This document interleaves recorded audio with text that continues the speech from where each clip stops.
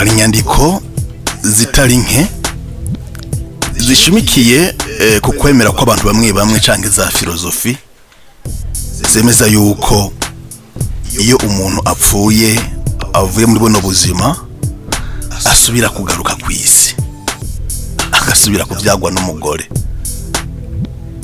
Hari abantu babivuga ariko wabimubaza ivyo bintu bigenda gute canke vyemerezwa ubona bande ntakubwira ikintu na kimwe. Ariko kibaza ni gute mu bino bihe tugezemwo ushobora kumva ikintu bakivuga ariko ntugitohoze idonido by'ico kintu, kubera yuko uno munsi biroroshe gutohoza ikintu iyo kizanana. Ni hano kuri televiziyo umuvugizi rero tugira tubibabwire idonido iyo bizanana, bande babivuga, by'ukuri birabaho canke ntibibaho. Twaragerageje kurondera iki cigwa rero mudahugisanga kuri televiziyo umuvugizi TV Burundi, niho haca ibiganiro mwe nibi. Twaracukumbuye, ugire subscribe kugira ngo ibiganiro nk'ibi vy'Inyurabwenge nibize bigucike. Ikaze Inyurabwenge, kaze mu kiganiro Inyurabwenge mugitegurirwa na Claude Kamarade, mukagishikirizwa na televiziyo umuvugizi. Inyurabwenge ni Claude Kubwimana, muzi ku izina rya Kamarade, mu kiganiro Inyurabwenge gica kuri televiziyo umuvugizi. Uyu munsi tugiye kuganira ubuzima inyuma y'urupfu. Ni cigwa kidasanzwe, ndazi yuko kiza gutangaza benshi, kandi nagwira nkubwira yuko niwe gitangura uragisozera uza gukuramo ibintu vyinshi iruhande ya kwa kwemera kwawe. Ariko mbaze ndagutegure gatoyi, si cigwa kije kugukuramo biriya wemera. Ibyo twemera twigishijwe mu masengero atandukanye, ibyo dusoma muri Bibiliya burya vyuzuye ukuri kose, kubera yuko biratohoje n'ukuri kose. Ariko izi nyandiko zitangwa n'abana bariya nizo tuma tutabandanya kugumya ukwemera kwacu. Ariko kandi noneho ndavyongere ko ibyo twemera tubimenye, tubizirikane, tubigendere, tubigwanire. Mugabo ntikibuza yuko tugomba kumenya n'ivyo abandi bemera.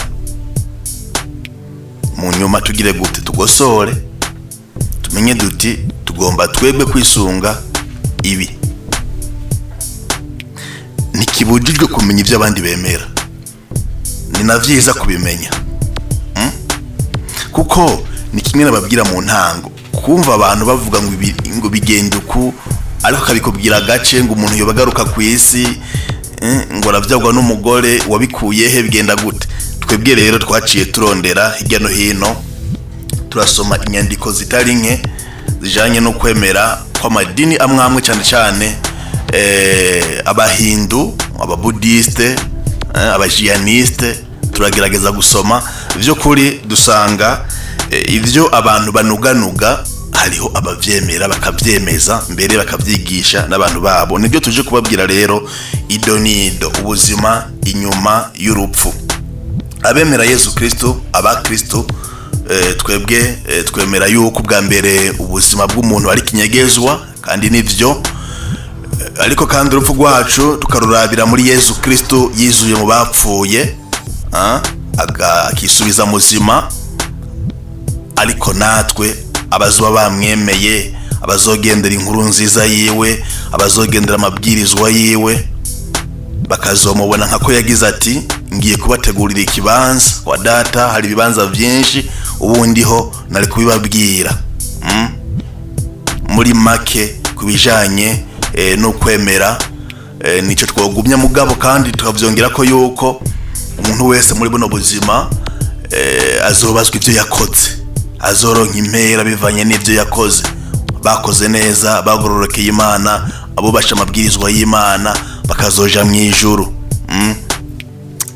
Batumviye amabwirizwa yayo, abatabaye mu rukundo rwayo, abataranzwe n'ibwirizwa ry'urukundo, nabo bakazoja mu muriro udahera. Niko twogumya, nico twogumya nk'abakristo mu kwemera kwacu. Kandi naho umuntu yoja kure kumbura kagura ko arabavuga ubundi buryo ni purgatori, abandi bati nta purgatori, nitwobijamwe mugabo ico duhurirako nk'abakristo amashengero atandukanye nuko ubuzima mw'iyisi bubandanya. Ubuzima umuntu apfuye bitaba biheze, ubuzima burabandanya. Uko kwemera baraguhurirako. Nibyo tugiye kwiga, bitugiye kuronka nk'icigwa recherche canke ivyirwa vy'inyurabwenge, baragihurirako n'abakristo cuko umuntu agaruka. Bagihurirako yuko ubuzima ngaha kw'isi iyo umuntu apfuye bitaba biheze, hapfa umubiri ariko umutima, ame, esprit ikabandanya. Ico batandukaniye ko gusa nubwo buryo ayo madini yandi ngiye kubabwira yemera. Natwebwe abakristo ico twemera inyuma y'urupfu n'uburyo gusa, mugabe iki kintu cuko umuntu adapfa ngo ahere. Muri rusangi ibitwarondeye by'ukuri barabihurizako. Ngiye rero kubabwira ico twagerageje kwegeranya dusomye inyandiko kumbure mwebwe mutari bwasome, kuko sinari bwaronke nanje ntarasomeza inyandiko umuntu atubwira aduha umuco kubijanye n'ubuzima inyuma y'urupfu iruhande y'ivyo abakristo bemera. Hari rero inyandiko zitari nke zishimikiye ku kwemera na za filozofi zemeza yuko iyo umuntu apfuye asubira kuvukira mu bundi buzima, agasubira kuvyarwa n'umugore. Umuntu rero mu kuvuka, mu kugaruka muri buno buzima ngo biterwa n'ivyo yabayemwo mu buzima bwaheze, ngene yitwaye, ibyo yakoze vyiza canke ibibi, ibikorwa, intege nke ziwe, ibicumuro, n'ibindi byaranze ubuzima bwiwe. Ivyo nivyo ni nka condition iza kwerekana ingene umuntu aza kugaruka ameze muri buno buzima. Bica vyumvikana yuko ntibagaruka kumwe ngo bivanye n'ingene umuntu yabaye. Ikirengo nico bita karma. Mwizo nyandiko nico bita karma. Karma no kuvuga yuko kuvuka muri buno buzima birabandanya ngo gushika igihe umutima uhejeje kwiga. Umutima ngo uhejeje kwiga ukabona gushikira ico no kwita moksha canke la liberation, wobeshira mu rurimi rwiza kubohoka. Umutima urabandanya kuvuka muri buno buzima gushika aho zoshikira la liberation canke novuga ukubohoka. Rero kugira ngo umutima uve muri ibi bintu no kwita renaissance, ubwirizwa guheza ibijanye no kwityorora. Akana ko kwityorora abakristo turabivuga cyane, gutyororwa mu purgatori cyane cyane Eklezia Katolika. Mugabo aha hoho ibi byo gutyororwa urumva yuko babivuga mu gihe cyo gusubira kugaruka ngaha kw'isi, la renaissance canke la réincarnation. Mbere la réincarnation bavuga yuko ari uburyo umutima w'umuntu utyororwamwo.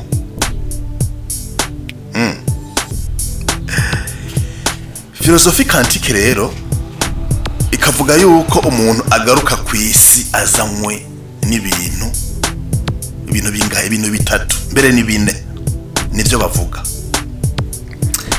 Kandi filosofi kantike uko ibivuga ibyo bintu vyumvirije,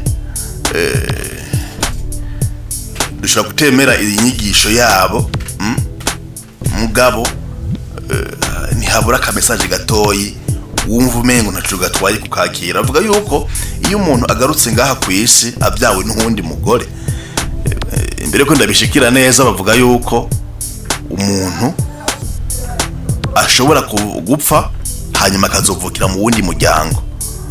Kuvuga mu wundi muryango akazofatayo cyo no kwita no materiel le corps, mugabo umuntu nyamuntu ariyo esprit canke ame akabona kwinjira kiriya gihe ngo umugore n'umugabo bahuye. Niko bavyigisha, niko bavyandika, niko bavyemera. Rero bavuga yuko umuntu azanwa n'ibintu bine nivyo nagira ndababwire.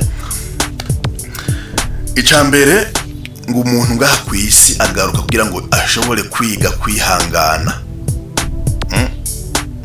kubera yuko ngo ikinyabuzima cihangana cyane ngo ni Imana. Imana nayo iragomba yuko abayo biga kwihangana nabo. Imana ngo iratwihanganira mu bicumuro, ntiyigera itwima imvura, ntiyigera itwima izuba, ntiyigera ireka kudukiza turwaye kandi turi abantu babi. Mbere n'imigambi canke amaproje yayo Imana ikagomba kuyarangura iyacishije mu muntu w'umunyabicumuro, ikamwihanganira. Rero bakagira bati umuntu yaca muri buno buzima, urabona ko ari ibintu ducamo byinshi bikanka ko twihangana. Ntiwihanganire umugenzi, ntiwihanganire umuntu agucumuyeko, umuntu akwakiye ubuzima wawe, umuntu agutumye uja mu bibabaro, ntumwihanganire, bikanka kwihangana. Rero ngo umuntu arasubizwa mu buzima yapfuye kugira ngo yige gira gute kwihangana. Mbere kwa kwiki baca bagira bati iyo umuntu akugiriye nabi, iyo umuntu agucumuye ko, iyo umuntu naho yogomba ngo kukwica, ngo urabwirizwa kwihangana. Kubera yuko ngo hari igihe ngo uyo muntu aba agomba gushitsa icagezwe, aba agomba kugufasha kwiga. Waje ku ishuri none ugomba kuronka umwarimu agufasha kugira gute kumenya kwihangana. D'après quantique philosophie quantique canke izo nyigisho ziza mu kwemera kw'abana bariya, kwihangana ngo nivyo umuntu abaje gukora ngaha mw'isi. Bagira abandi kandi bati umuntu abaje gusubiza ku murongo ibyo yagiye adasubije ku murongo. Ukuvuga ko mu buzima buheze ari ibintu utasubije ku murongo. Ushobora kuba wari imborerwa, ushobora kuba wari umusambanyi, ushobora kuba wari umusuma, umubeshi, ibyaha ni byinshi, ushobora kuba wari umuntu atubaha Imana. Rero uko babivuga ako kajambo ngoma nkoroje, ni uko babivuga, uko twabisomye, uko twavyegeranije. Kandi ni byiza ko tumenye ibyo abandi bemera. Ngugaruka rero gusubiza ku murongo ibyo bintu wagiye udatondetse neza, gusubiza ku murongo ibyo bintu byose ubona utashoboye gutondeka. Turiko turajana. Ikigira gatatu bavuga yuko kituma umuntu agaruka ngaha ku isi, bavuga ngo nukugira gute kwiga kwimenya uwuri, kwiga urukundo mu yandi majambo. Kubera yuko tugomba kwiga urukundo. Imana ngo niyo rukundo, niyo dukomokako, turi abana b'Imana, turi abana b'umuvyeyi Imana. None rero ko Imana ari rukundo, tukaba turi abana bayo, tugomba kwiga urukundo, kandi ngo urukundo rwa nyarwo. Kubera yuko ngo urukundo rwacu ngo ruteye amazi, kenshi usanga ari urukundo rwirondera. Ngo niyo umuntu agize igikorwa akora agaca urukundo, acte de charité, ngo usanga abikora kugira ngo abonwe, kenshi usanga abikora kugira ngo abonwe. Ubundi ngo siko byagomba kugenda, ngo Imana yo iradukorera ibyiza itagomba yuko tuyibona, itagomba yo ikabikora kubera yuko yo isanzwe ari rukundo, muri kamere kayo isanzwe ari rukundo. Rwo umuntu abaje kwiga urukundo rwa nyarwo, urukundo rw'Imana. Ni rumwe Yohani atubwira mu nkuru nziza ati nimukundane, udakundana ntiyamenye Imana. Udakundana hari nagira ati numwicaye imbere. Kandi ntiwobesha ngo urakunda Imana, ntiwobesha ngo urazi Imana udafise urukundo, kandi urukundo rwa nyarwo. Urukundo turazi yuko ari ijambo rivugwa cyane muri Bibiliya. Rero ababemera uko bafise imyemerere nk'iyi bavuga yuko umuntu abagarutse kwiga urukundo rwa nyarwo, urukundo rw'Imana, noneho ngo abaje kumenya Imana.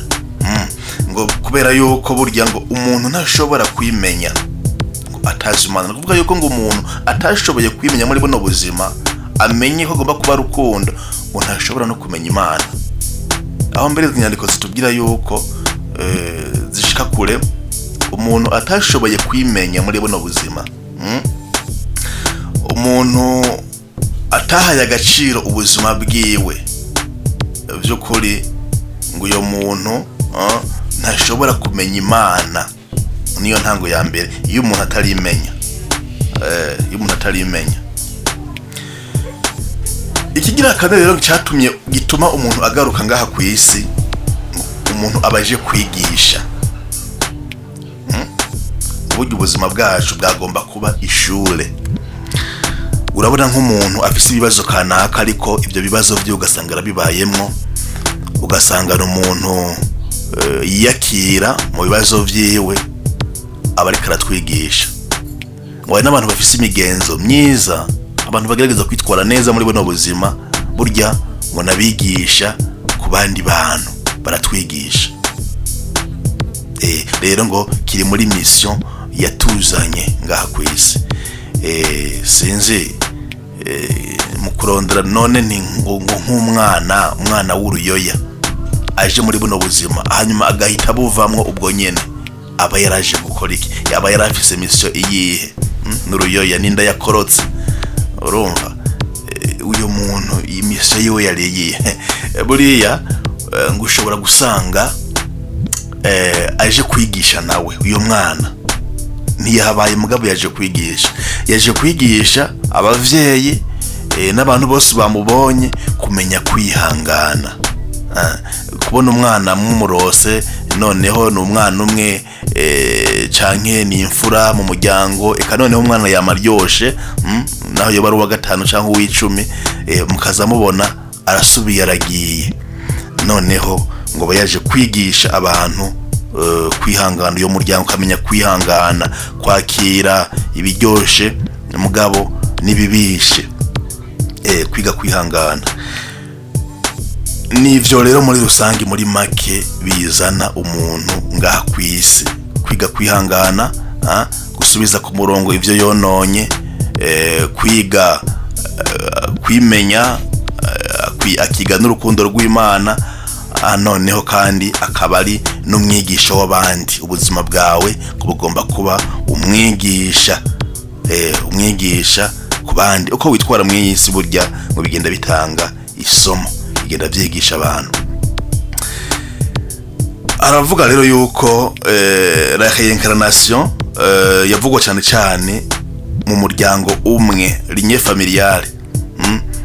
Bamwe bemeza yuko nk'uwo muryango ubuvukamwo ngo ari abantu bagenda bagaruka, mugabo abandi bakagira bati oya, umuntu arashobora kuvukira ahandi hantu atari mu muryango. Ndazi ko biriko bibatangaza kino cirwa, mugabo mucakire canke nibaza ko yamakenga bimwe mwahora muvuga mukabivuga gace, mugabo no munsi mugiye kumva iyo bizanana. Bavuga rero yuko bamwe ngo umuntu mu kugaruka ngaha ku isi biterwa niko ningene yabayeho, mugabo n'ibintu aje gutunganya. Ngo ashobora kuba abona neza yuko umuntu umuryango kanaka muri uwo mufasha gutunganya ibyo atatunganije. Baravye dufate ni nk'umuntu agomba kwiga kwihangana na karorero. ugasanga aje mu muryango ugumugwana umugore n'umugabo bama barwana imisi yose n'umwana havukiye akagomba kwiga kwihanganira ibyo bibazo ngo canke ati n'umuntu yoba aje gusubiza ku murongo ibyo yononye dufate yari umuntu wo mu giti na karorero umwana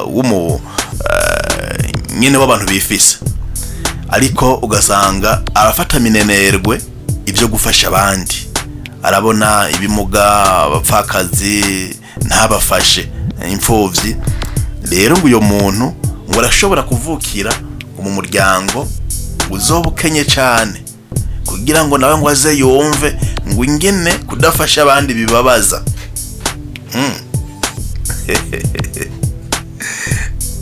kugira ngo ace bugufi tubona umubiri mugabo urumva muri we nuriya mutima niririya roho rero ngo ugasanga igica bugufi kubera yuko kwamusabiriza kwamusaba kwamutega amashi iyo nyigisho urumva ko babivuga ko banabisigura ahandi bakagira bati n'umuntu usanga mu buzima bwiwe yafata ibintu minenegwe ukazosanga rero aciye aba mu muryango avukiye mu muryango aho ibintu byose babitondeka ku murongo ari gukora ata ibintu byo gusamara uyo muntu araje kwiga kudafata minenegwe ibintu yo muryango ukagomba kumufasha no kuvuga ngo bitegwa na mission ikugarukanye kubera yuko ngo umuntu ngaha ku isi agaruka afise mission quelconque cyane nyine ababwira hariya hejuru ashobora no kuba ngo ari umuntu mwiza kabaje agufasha afasha abandi kwigisha abantu ubuzima bw'ibwo ugasanga ni inyigisho ubuzima bw'ibwo ugasanga ni icyitegererezo yaje gufasha abantu no kuvuga ko ubuzima buheze yaragerageje kuvyifatamwo neza ubucashigaje cyo mission Imana yamurungikanye no gushobora kugira gute kwigisha nta n'ibintu avuze ubuzima bw'ibwo bukatwigisha nuko abo bariko babitubwira mu myemerere yabo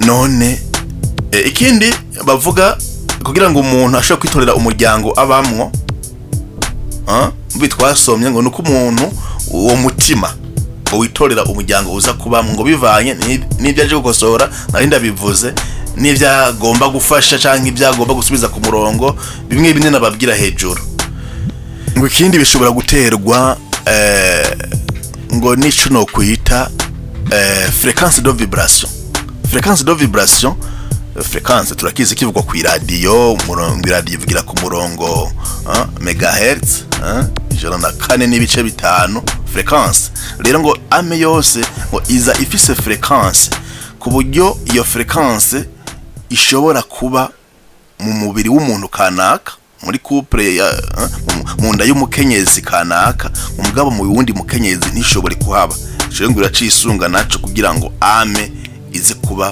muyo muntu nico gituma ngo umuntu burya avuka niko afise le caractère ku mubiri zisa n'umuryango yavukiyemwo barasa canke ari uw'inzobe canke baraba kumwe ngo mugabo kandi burya ngo na ame zibazegeranye amezi z'uyo muryango n'umwana yahavukiye ngo zibazegeranye no kuvuga ico kintu bita fréquence de vibration naco kiri mu bituma ame ishobora gutora umuntu izoza kubamwo ni nyurabwenge koko ariko kandi ikindi bongerako ngo nuko ngo ame iyo zimaze kuva mu bantu ngo zirafata kanya zigahura n'izindi ngo zikagira nk'akanama k'ingene zofashanya muri buno buzima ngo nico gituma ngo ushobora kubona umuntu hafi yawe si inshuti yawe ni muvukana nta maraso musangiye ukazobona n'umuntu ngo kwitaho ngo gufasha cyane ubaye mu kibazo ngo hakuba hafi ngo buriya ngo mwarahorana kera mbere ngo muri mission mufitane ngo nuko muzofashanya kugira ngo runo rugendo rushobore kubandanya bworoha ruje imbere mushobora gushikira ya liberation uravyumva mugafashanya ngo noneho uragwaje umuntu akakuba hafi vyihuse kugira ngo ntutame nturuhe mugabo ngo kugihushane naho ngo hakaba ngo izindi ame ngo mwumvikane ko zizogufasha kumenya kwihangana, zizoguteza ibibazo zizoguteza ibibazo. No kuvuga nk'umuntu kazubona yama ntaco mupfuye, yama akubera intambamyi, mugabo ariko aragufasha kumenya kwihanganira ivyo. Ngo kubw'ivyo ngo nubwo umuntu yagomba kukwaka ubuzima canke akakorera ikibi kigera kure, ntiwagomba kubyifatamwo nabi, kubera yuko ngo hari igihe usanga ari kuri mission. inyurabwenge kugira ngaha sinzi ivyo muriko muragumya, ngana abateguye mu ntango nti kuriya kwemera kwawe ukugumya, mugabo sinabi bikumenya ivyo abandi bizera nico babivugako. Karma none bigenda gute kubisanzwe, bigenda gute? Nabiki bita karma yerekana ibikorwa vyiza canke ibikorwa bibi umuntu yabayemwe, ngo nivyo bigena rero ukugaruka kwawe. Mbere hari abantu bashoboye kwibuka ubuzima bwabo bwaheze. Mava montera amabuye yo munsi ariko ni nyandiko abantu bashoboye kwibuka rero ngo ubuzima babayemwo mu buzima bwabo bwaheze, gushika naho babivuga ibyababaye, kandi bagiye mu cyo kwita la verification, le recherche, basanga by'ukuri ibyo bagiye bavuga ivyo bintu byarabayeho mu bitabo kanaka. Abagize recherche igera kure, une étude ya Dr. Ian Stevenson yaragize experience canke recherche kuri bino bintu. Wa mbere dusanga avuga yuko yagarutse muri bino buzima kandi akibuka ubuzima bwaheze, n'umwana wo mu Buhindi, hari 1926 yabayeho kuva 1976 aza gupfa 1987. Uyu rero uyu mwana ngo gifite imyaka 3 yarashoboye kuvuga iby'ubuzima bwiwe bijanye n'ivyo yahora akora mu buzima bwa mbere.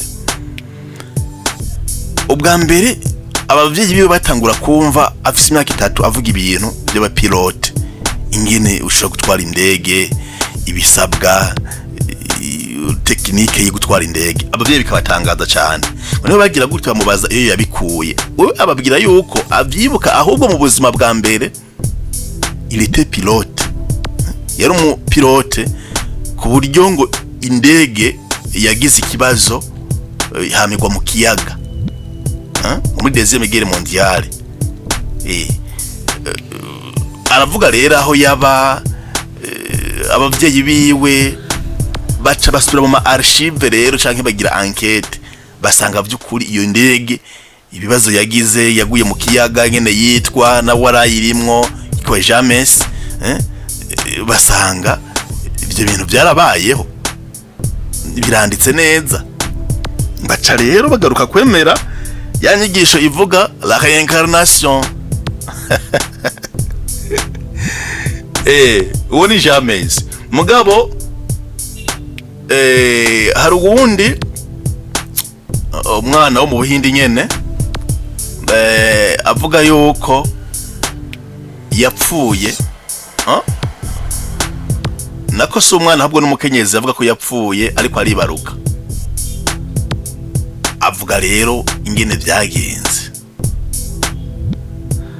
Reka rero mu gifaransa uko vyanditse kugira ngo muvyumve buje no kuvyironderera. Yitwa Shanti Devi wo mu Buhindi. Enfant, elle prétendait se souvenir de sa vie précédente en tant que Devi, Luke Devi, une femme morte en couche en 1925. Elle a donné des détails précis sur son ancienne famille, qui a été vérifiée et confirmée par des enquêteurs, dont Mahatma Gandhi. urumva yaravuze ku buzima bwiwe bwaheze, hanyuma babitohoje basanga ibyo bintu nivyo ibyo yavuze byose biba vyanditse ahantu byarabaye. Nk'uyu wundi ni wo muri Swede yabayeho en 1954. Bavuga yuko akiri muto yaremeza ubwo buzima bwa reincarnation, gusubira kuvuka.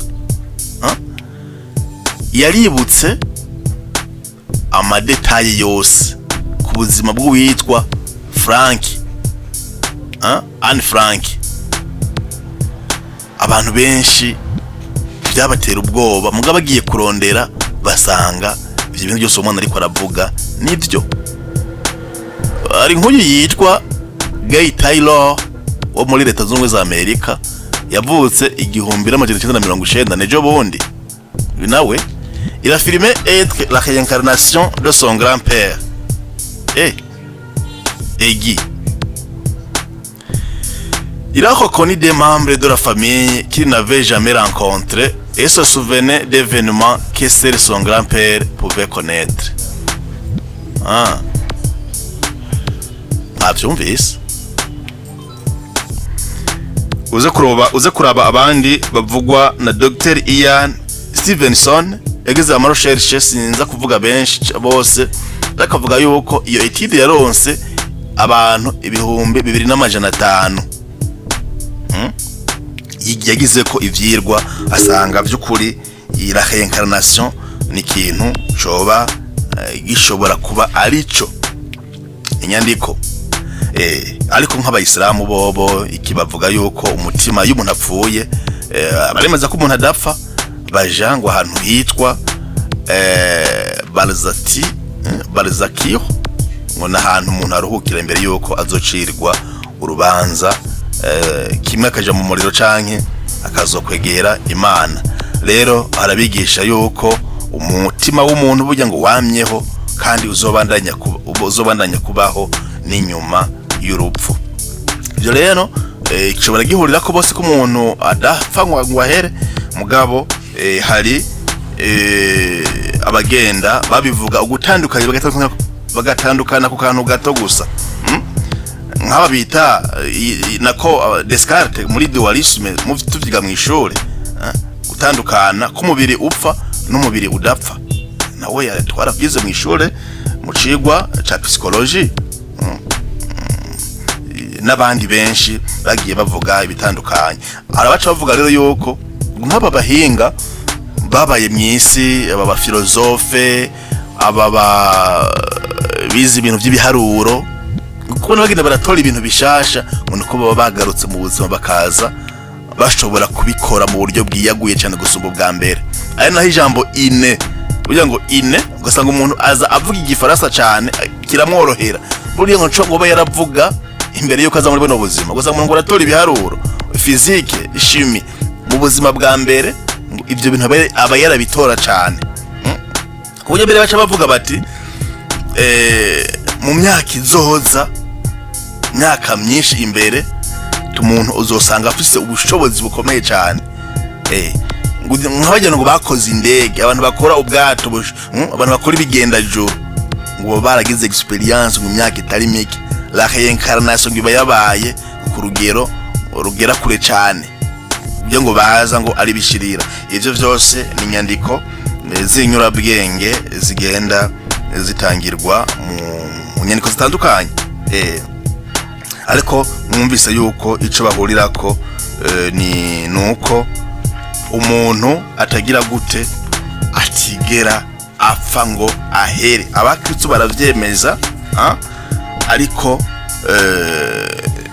n'aba bandi baremeza yuko umuntu adapfa ngo ahere. Ico bitandukaniye ko gusa ni ubu buryo babivugamwo,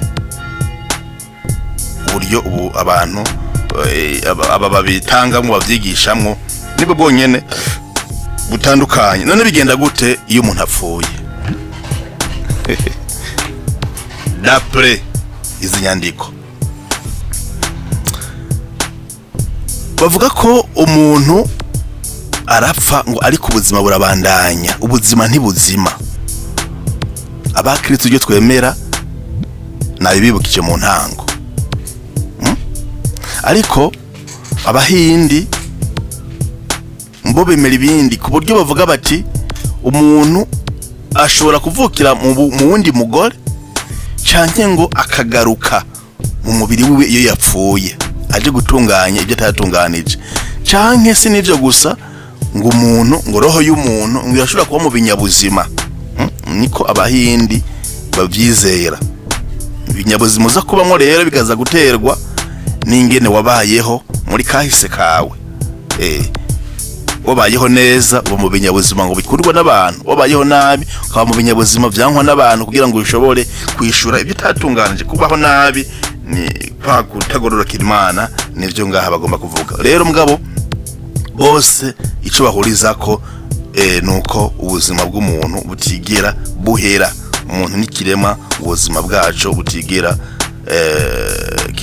buhera, bupfa. Roho, esprit canke ame, ivyo bintu, ico kintu kirahaguma. Rero ngo biterwa n'ivyo wari urimo imbere yo gupfa, ivyo wakoze, canke urupfu rwagusanze mu vyiza, rwagusanze mu caha. Rugusanze mu vyiza uratorana ijuru. Iyo wakoze nabi, umuriro, utarihana ukaja mu muriro. Kandi ngo ntibiraba ibyo wari wakoze, ahubwo ngo aho urupfu rugusanze ivyo urimo. Abo rero bizera ukundi nabo bafise aho duhurira ibikorwa umuntu yakoze akiri ngaha kw'isi. Ivyo n'abakristo turabivuga yuko ubuzima bwacu buzoterwa n'ivyo umuntu azoba yararanguye ngaha kw'isi.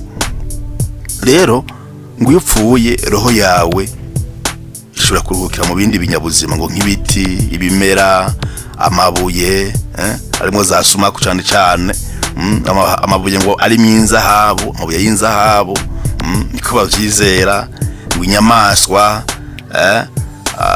dufate nk'akanuma, gusa umuntu ngo ame y'umuntu ngiri mu kanuma, ngo yero umunyabwitonzi, yero umuntu ngo umuntu mwiza, ngo ame yukaruhukira mu kanuma. Aba rero bizera ko iyo upfuye roho yawe idapfa. Baravyemeza rwose. Bemera ko ubuzima butazima gusa ngo bugenda burahindagurika. Ngo mbere imbere yo kuvuka bo bakemeza yuko wahozeho, n'imbere yo gupfa uzongera ubeho, uhoreho, ubuzima buvukire mu bundi buzima. Ati iyo upfuye ni nka page imwe y'igitabo iba yizinguruye. Nka page imwe ibipfunzwe hagafungurwa iyindi ukaja mu bundi buzima. Iyi page rero turimwo ngo niyo abantu usanga baraba. Iyi page yacu niyo abantu baraba ngo mugabo hari iyindi page yabanjirije yatanguriye iyi. Hakaba rero n'indi page izobandanya mu bundi buzima. Kandi nimba rero uru rupapuro rufunzwe uyu munsi ntibisigura ko ubuzima bwose burangiye, ahubwo tuzinguruye urundi rupapuro, iyindi page, kugira ngo noneho ubuzima bushobore kubandanya mu bundi buryo.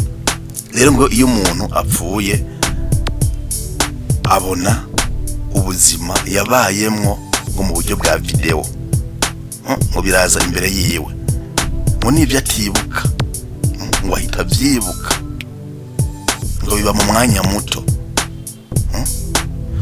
Na bya bindi umuntu ataha agaciro, bimwe umuntu yabona umengo ni ibintu bisanzwe, ugasanga nk'umuhungu kugira rekarese korakora ku mubiri w'umwigeme akora umengo ni ibintu bisanzwe, barikundanira.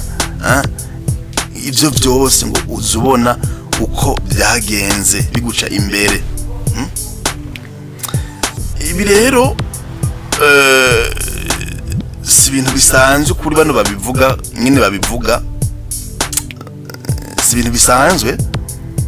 Mugango nta n'ubwo vyotera ubwoba cyane, ahubwo ngo vyotuma ngo menya ingene agomba kwikora muri buno buzima, kubera yuko ubuzima ngo tuzokurikirwamwo buzokurikira ubuzima ariko baratubwira bwo nyuma y'urupfu ko buterwa ngo n'umuntu biterwa n'ingene umuntu yabayeho. Ugira ubwoba rero ngo n'utariko avyifatamwo neza muri buno buzima. Nk'umuntu ngo yari muri koma murayizi ni hajya umuntu atubwenge yagwaye canke yagize isanganya ngo ariko bibaye ngombwa akagaruka muri buno buzima. Burya ngo abantu ntibavyitekereza ntibavyiyumvira ko cane, ntibafata umwanya uhagije ngo biyumvire biriya bintu ibyo ari byo. Waje wumva mu minsi heze myaka yahera ngo naka ngo baragiye kumuhamba ngo muganga bageze ngo bariko barimba ngo bumva arakoroye. Ndebe naje maze kuvyumva mbere bakanyereka bakanambira umuntu kanaka aturiya muntu bari bagiye kumuhamba hanyuma bahita garuka muri buno buzima bahita ngo wagaruka ngo gusubira kuba muzima. Miyandi majambo bagira bati bari bihenze bamutwara ataracikana bamutwara akiri muzima. Mugabo abagize recherche turaza kumushaka yitwa Dr. Raymond Moody yagize ati biriya bintu ntibisanzwe, abantu bona umengo ni ibintu bisanzwe. Mugabo burya uriya muntu aba yari yapfuye hanyuma hakabigitangaro akagaruka muri buno buzima. Nibyo tugiye kubabwira ngaha. Musanzwe aje yiwe yari yipfunze burundu, mugabo bakise gutya babona aragarutse muri buno buzima. Muganga yamaze gutangaza yuko umuntu kabaye abaje kumushingura bamaze kwitegura, ariko bagire gutya bakumva arakoroye agarutse muri buno buzima. Biriya bintu musi ibintu bisanzwe na gato, kabone yuko naje ubwanje naravyumvise nawe ndabona mugana urumvise abantu baranabanyereka ati uriya muntu twahejeje kwimbika inogo twumva arakoroye tumusubiza muhira dutangara. Niko byagenze. Uretse yuko abo bantu bavuga yuko baza bameze ukundi kuntu gusanga ntiyumva nk'akarorero canke gusanga arafise ikibazo cyo kuvuga ariko akagaruka mu buno buzima.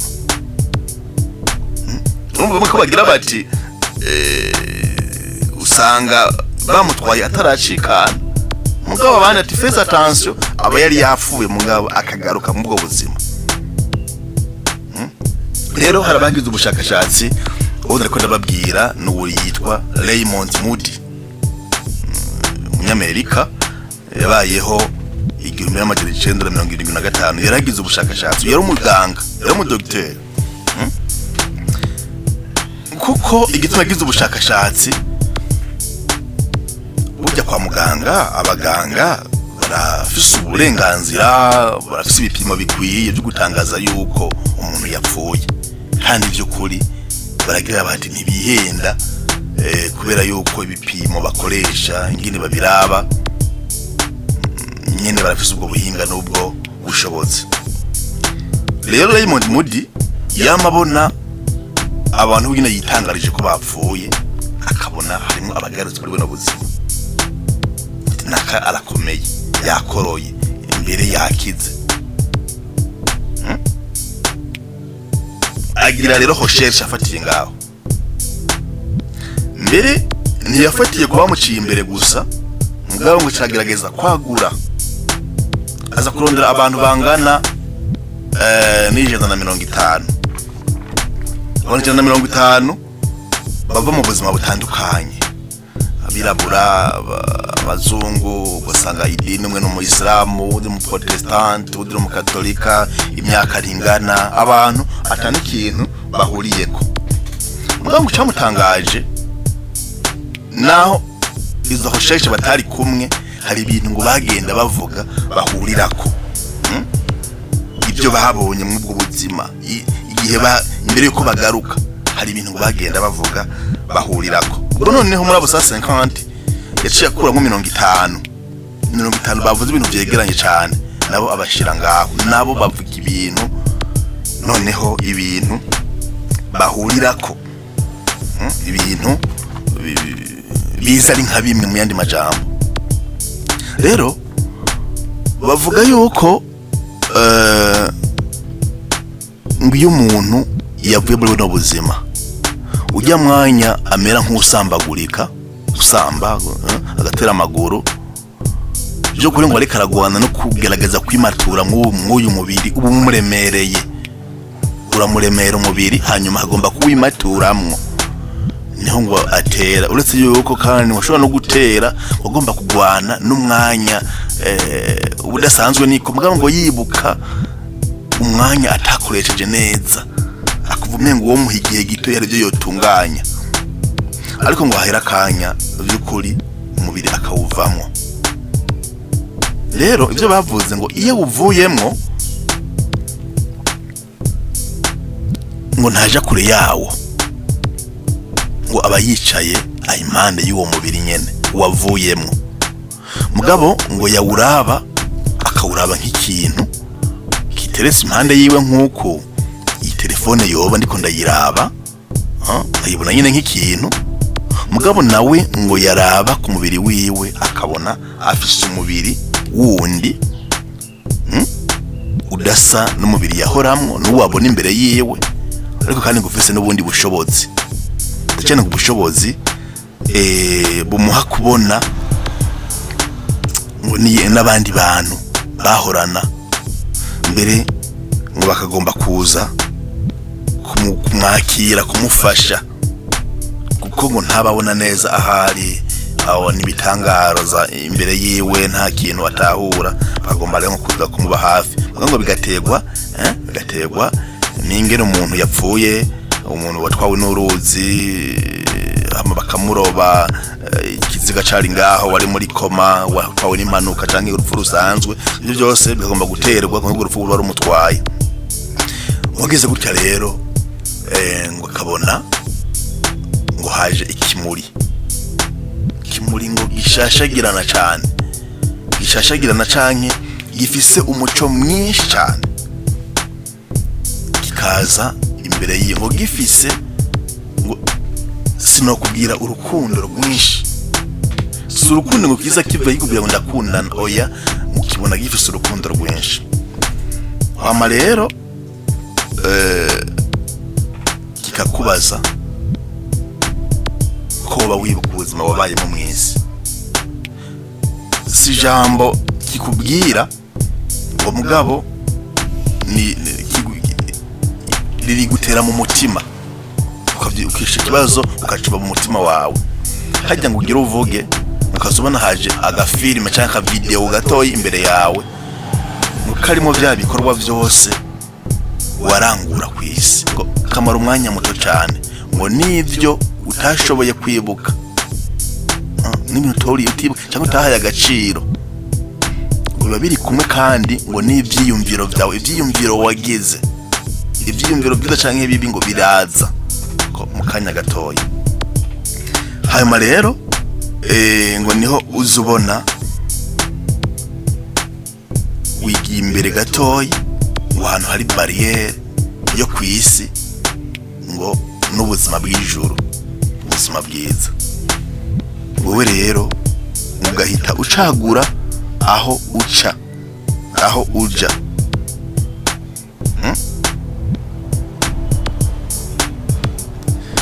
Mu gucagura rero ntaho kubwira ngo cagura, wowe nyine uravye ya filime yawe ivyo yerekanye, utera ubona aho usubira,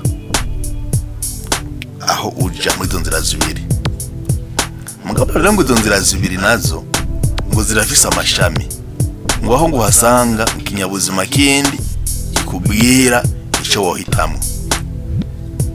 Nivyo babwiye Dr. Raymond Moody, sivyo bambwiye, turi kumwe, samatohoza yanje ariko Dr. Raymond Moody niwe abivuga mu gitabo ciwe La vie après la vie. Izi nzira zitatu rero ngo uhitishwamwo, kimwe ngo no kugaruka muri buriya buzima k'umubiri wawe, ikindi ngo no guhitamwo kubyarwa n'umugore bazovukira mu bundi buzima, kuri mugabo bahuye gaca uza kubavukiramo ubundi buzima ngo ugomba guhitamwo, ngo n'ubuzima kugira gute bukuruhu bukuba mu binyabuzima, wakoze neza canke waragerageje gukora neza hari ibyo utaratunganya, ugasanga ngo uba nko mu mashurwe abantu bifotorezamo, ugasanga uba nko mu kanuma, ugasanga uba nko mu kanyoni abantu bakunda.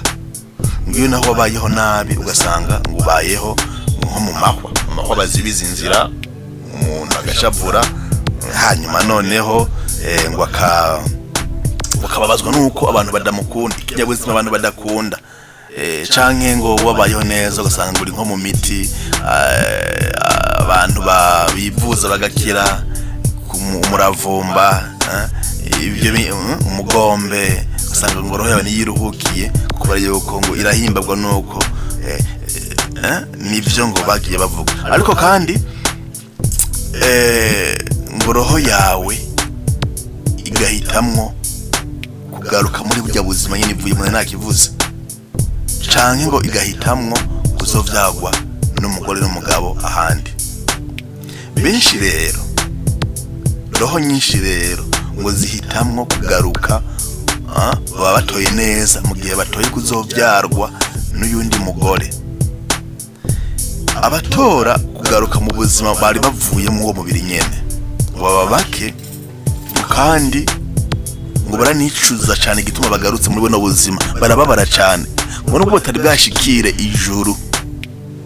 Ico kinyabuzima cyaba cimbere ukibatera akanyamuneza kenshi cyane, ukiba gifise urukundo, kandi bo bibaza yuko ari ya Mana, bavuga yuko Imana ari rukundo nyene, niko ngo babyibaza. Rero ngo garutse muri buno buzima arababara cyane, ni kubera yuko ibyo yabonye byari byiza ugereranije n'ivyo n'ubuzima agarutsemo. Kenshi rero ngo usanga abo bantu batavuga ngo kubera yuko baba bararengewe n'ivyo babonye, bakabura amajambo bokoresha kugira ngo bashobore kugira gute kubibwira abantu, bararengerwa. Ariko kandi kigira kabiri, usanga abantu batoshobora kubatahura ibyo bovuga, bariya uye yaracanganikiwe.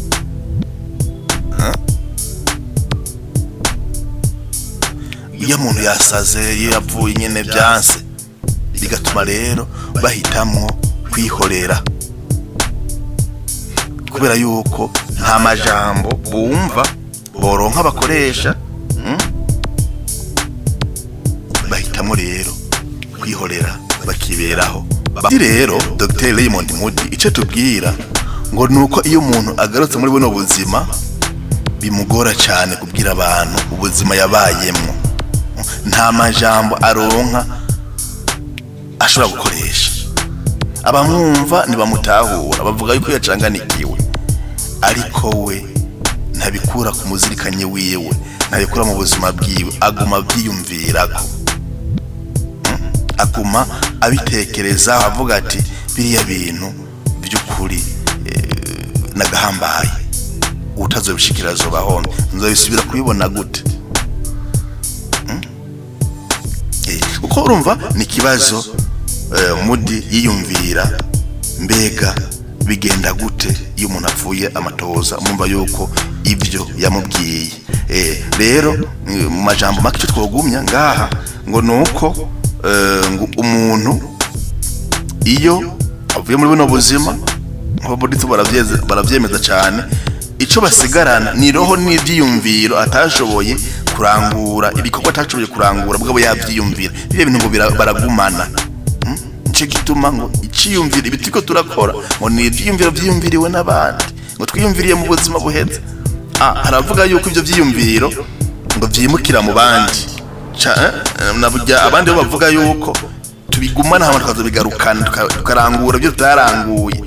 Nivyo ababudiste bita tanha, ni nk'ivyifuzo vyose wagumye utekereza ko, wagumye wiyumvira ko ngomba kuzokubaka ibitaro, wagiye utavyubatse, ngomba yuko kiya kiraro kigabura intara yacu n'intara y'abari abandi bantu cubakwa, uravyiyumvira ko niwe bikoze, uzogaruka kucubaka, uzoza kubaka ivyo bitaro, uzoza kubaka ishuri ahanaka, kubera yuko byagumye muri wewe, byabaye ivyiyumviro vyiza, ntivyogenda uko. Ngira ku mpanda aho hari ivyiyumviro vyinshi yemwe, nimba inyigisho ari iy'ukuri, hamwe yoba ari iy'ukuri, hamwe yoba ari iy'ukuri.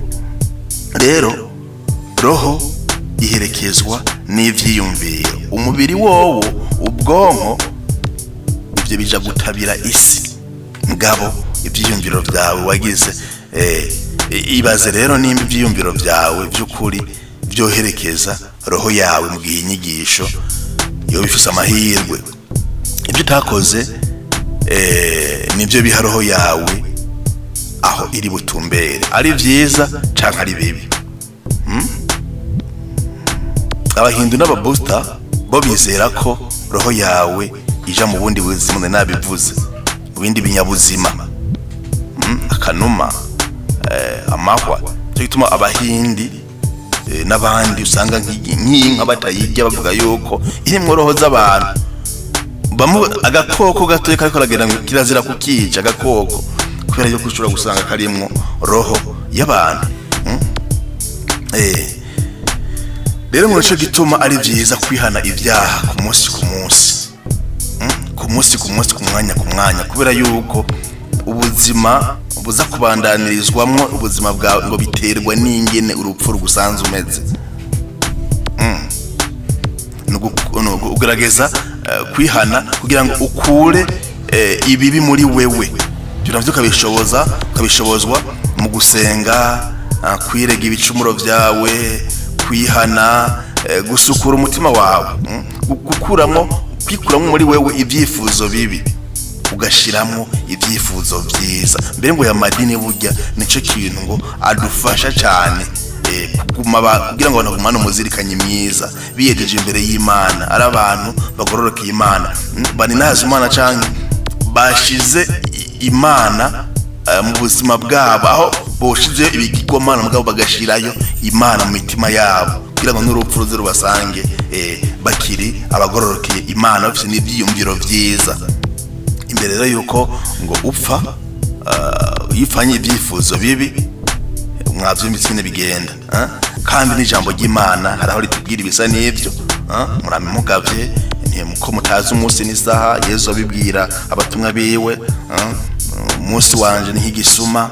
Hakaba rero hamwe na Yesu avuga ati murame mugavye, mwame mwiteguye, ntimuzi umunsi n'isaha, umwana w'umuntu azoza nk'igisuma gitera umuntu ataravyiteguriye. Iri jambo urumva ko bigomba gusa, kandi ico twokuramo natwe nuko kwa mu muntu agavye ari ibintu vyiza, kabone n'ubwo izi nzira twebwe abakristo tutazigishwa, dufise izo twemera, kandi ziriya twemera nizo twogumya. Niba rero warabayeho ubuzima budafise ivyifuzo bibi, ngo roho yawe izohita yigirira mu binyabuzima bifise ubuzima bwiza. Nk'akarorero, roho yawe ihita yibera mu mukenyezi, ukazovyarwa mu mukenyezi, ngo iwabo bafise ubuzima bwiza. Nico gituma ubuzima ngaha mw'isi butandukanye, umwe wese azafise mission yiwe, kandi agomba kuyirangurira mu buzima, mu rugo, mu muryango kwa naka. Hari ushobora gushika rero ugasanga ngo ubuzima bwawe uri kububandaniriza mu buzima bufise mu bantu babayeho bari mu bihano, naho ukaba nyene umunyabihano. Ngo niho uzobona rero umuntu mu buzima bwiwe yabayeho ari nta kuntu, byose biragoye, nta kimutumbera, noneho ubuzima bwiwe bugaheruka. Ngo n'ubundi muntu uzobona kwisi nata umuntu abari bimugora, ngo yabayeho kuba ngo yibereye mu buzima kuva mu ntango gushika ubuzima buhere. Muri make ntibazamwe na bimwe, ntituzamwe na bimwe. Ngo naho wamura amahasa, naho wamura amahasa butoyi arafise ikimuzanye, arafise mission yiwe bukuru, arafise ikimuzanye. Nico gituma ntuzurabire ku muntu kanaka, ngo umuntu numwe, ngo muramwiza amashuri amwe, ngo muravukana, ngo mwaronke akazi rimwe. Oya, umwe wese ngo afise mission yiwe. Rero ngushaka kuvukira mu mukenyezi canke mu bimera, nabivuze, nk'akanuma, amashugwe, abantu bifotoreza impande, imiravumba igirira neza abana ngo bagahimbarwa, ngo bivanye n'ubwo buzima wabayemo. Rero ngo ubwo buzima burakomeza gutyo, burakomeza gutyo, ugasanga ngo ni nk'umuririmbyi yahora aririmba mu buzima bwiwe bwa mbere. Ubuzima rero bugiye gukurikira ugasanga yibereye akanyoni karirimba neza, ngo abantu baza barumva ngo bagahimbarwa. Ngo iyo roho yiwe ikarindira mwako kanyoni ngo mukurindira yuko ngo tuntu ngo atakosoye ngo azodukosora, hanyuma ngo akaba la liberation, bakabona gushikira Imana. Iyo rero ngo abaye umumarayika, nako iyo aje la liberation aba ngo umumarayika canke umuntu mwiza yegera Imana, ngo mbere gacaronka mission nawe yukuzoza arafasha abandi bantu ngaha kwisi. Abantu bari mu bibazo, abantu ba mu rugendo rwabo mu bukristo bwabo, mu ngwara zabo, mu bintu bibagoye nyine mu rugendo, abo bantu iyo mitima ikagaruka gufasha abantu, abantu kubera yuko baba bazi urugendo baciye mbwa kwisi ngende rutorosha. Ngo ariko kandi ngo abo bagumya umutima wabo, bagumye badadaza umutima wabo, nabo baragaruka ngo bakaba abakozi ba shetani, ngo ari nabo ngo bazugaruka bakaza kugwisha abantu. Niko izo nyandiko niyo myizerere niyo filosofi ibivuga. Kandi izi nyandiko za kera cyane za date lonta, ni nyandiko za kera cyane n'imbere yuko Yezu azanga hakwisi. Mugabo ugiye kuraba Yezu ntiyigeze atubwira, tubona aho atubwira iyo nyigisho. Yatatubwiye rero twebwe ntitunayihakana ariko ntitunayemeza, mugabo twemera ico twigishijwe. Arabaca muri izi nyandiko nyene bariko baragerageza kubihuza namwe mu mapassage biblique. Hari ikigabane kimwe aho Yezu yavuga ngo, bamubajije ngo none babajije Yohani Batista ngo buri Eliya, ngo aca yishura ngo Eliya yagomba kuza. Ariko Yohani nyene yaravuga ngo je sindi Eliya, ndijajwe risemerera mu gahinga, sinina wa muhanuzi, kuko umuhanuzi simbere no gukora ku birato vyiwe sandali zo simbere kuzikorako. Urumva yarabihakana Eli nozenye Yohani. Mugabo ziriko zivuga ziti ashobora kuba yari Eliya yagarutse. Kwemera ni kwinshi canke inyigisho ni nyinshi, mugabo rimwe rimwe tugere turamenya ivyo abandi bizera. Ahandi noneho ngo n'abatumwa ba Yezu haraho bagomba kugaruka muri reincarnation batabidomye ko, aho babaza Yezu babonye wa mwana yavuka ari impumyi, bakabaza Yezu bati none nabavyeyi biwe bacumuye canke niwe yacumuye? Mugabo Yezu mwarabonye nyene Yezu yishuye, nagize ati siwe yacumuye, sinabavyeyi biwe bacumuye, kwari kugira ngo ishaka ry'Imana riranguke. Natwe amajambo mwayasomye sindayasubiyemwe, mugabo izi nyandiko rero baca bagerageza bo kubisigura babifatanije nayo majambo, ngo naho Bibiliya itadomye ko ngo ico ciyumviro ngo cari gisanzwe ngo kiriyo. Kabone ko bavuga yuko kuva kera cyane, kera la reincarnation ngo cari ikintu cizerwa. Mugabo lo christianisme yoyo yagiye iragikura mu myemerere y'abantu. Bo baca batanga n'insiguro ngo iyo abantu bababwira yuko bagaruka, ngo usanga barambiwe canke ngo no gukorera Imana ngo ntibo bihaye agaciro cyane, bo kwitonze. Mugabo ngo babwiye yuko ngo bazogenda rimwe, ngo niho ngo bihuta canke ngo bakavyakira neza.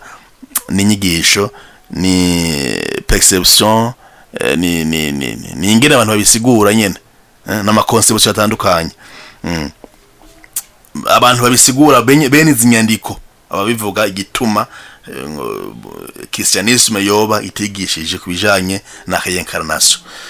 Ariko tugumye ico tugomba kugumya, mugabo no kumenya ivyo abandi bizera navyo nibishobora kureka kudufasha. Mugabo ikimpimbara cyane nuko abantu bose bemeza yuko roho canke ingene umuntu abaho ngaha kwisi arivyo bizobandanya bikamucira n'inzira. kandi ko umuntu ubuzima bwo ngaha ku isi budahera bubandanya. Ico nivyo kuri bose bara igihurirako, kandi ni inyigisho yatanguye kumenyeshwa kera yuko n'imbere ya Yesu Kristo abantu baremera yuko umuntu adapfa ngo ahere. Nabivuze rero yuko ngoro nk'umuririmbyi usanga ngo amajwi yawe ariko yibera mu tunyoni, ukaririmba amajwi yawe ugasanga n'akanyoni karirimba neza abantu bakumviriza. Bakavuga mbere rero yuko mu myaka izoza ngo ubushakashatsi n'ubuhinga buzoshobora gupima ijwi ry'inyoni kanaka, bakazorigereranya n'ijwi ry'umuririmbyi kanaka, bagira bati iriya ni roho ya naka iri mu iriya nyoni, kubera yuko naka yaririmba afatiye ngaha, iriya nyoni ishobora kuba ari roho ya naka yagarutse. Kubw'ubushakashatsi bagashobora kuyipima. Noneho ngo bazogenda bapima abantu bafise impano byo bapima ngo bakabibika, bakagenda baraba ibinyabuzima bizoba bihari ico gihe mu yindi myaka ikurikira yuko ari naka. Amashurwe bakaraba, bazopima amashurwe bakamenya roho yande irimwo. Ico gihe rero nk'igiti kizobaho kizwi yuko kirimwo roho ya naka. Ninde yiyumvira gutya, ninde yaraba ibintu gutya, ninde bapimye igiti. Nuko niko izi nyandiko, hari nyandiko nyinshi rero bakazomenya n'igiti ururimi kivuga. Ngo bugiye ngo ibinyabuzima birafise ururimi bivuga, ngo yiremba rigomba kuza hari ururimi, imvura igomba gutasura ibinyabuzima biragira ururimi rwavyo. Bijye ngo tuvyitaho urya n'ururimi, usanga ibiti biraremvye kandi imvura itararwa, ibiti biraremvye n'ururimi biba ariko birakoresha. Rero ngo bahinga ngo ubushakashatsi buzoshobora kubona ururimi rukoreshwa n'ivyo binyabuzima, kumenya ururimi igiti kivuga, bamenye akanyoni kariho kararirimba ibyo ari byo neza ni roho yande.